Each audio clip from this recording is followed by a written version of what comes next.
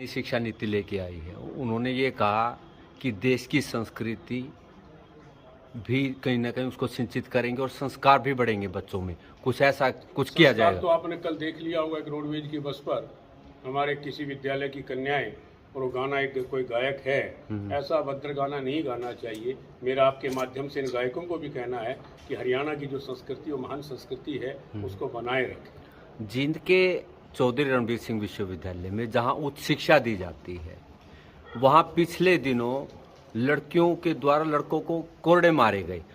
उसके बारे में विश्वविद्यालय ने प्रचार किया था कि जो सबसे अच्छा कोरडा मारेगी उनको विशेष तौर पर सम्मानित किया जाएगा। भाई देश की संस्कृति और संस्कार कहाँ जा रहे हैं? ये तो बाबियों और देवरों के बीच तो प्रचलन था, लेकिन अब जो लड़कियां हैं, अनमैरिड हैं, और उनसे कोरडे मरवाए जा रहे हैं। देखिए, मेरा तो ये कहना है कि जो हमारी संस्कृति है उस पर होली खेलना न्याय उचित है। जिस तरह से गुलाल लगा लिया, आपस में रंग लगा दिया, यहाँ तक तो उचित है।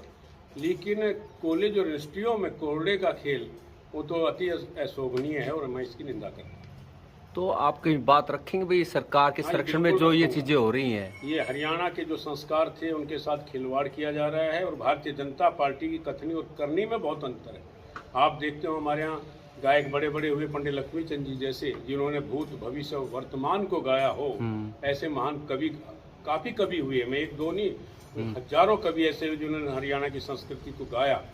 लेकिन ये अब दुर्भाग्य की बात है, आजकल के गाने ना बाप बेटी सुन सकते हैं बैठ करके, और हरियाणा की संस्कृति तो उसमें कहीं झलकती ही नहीं।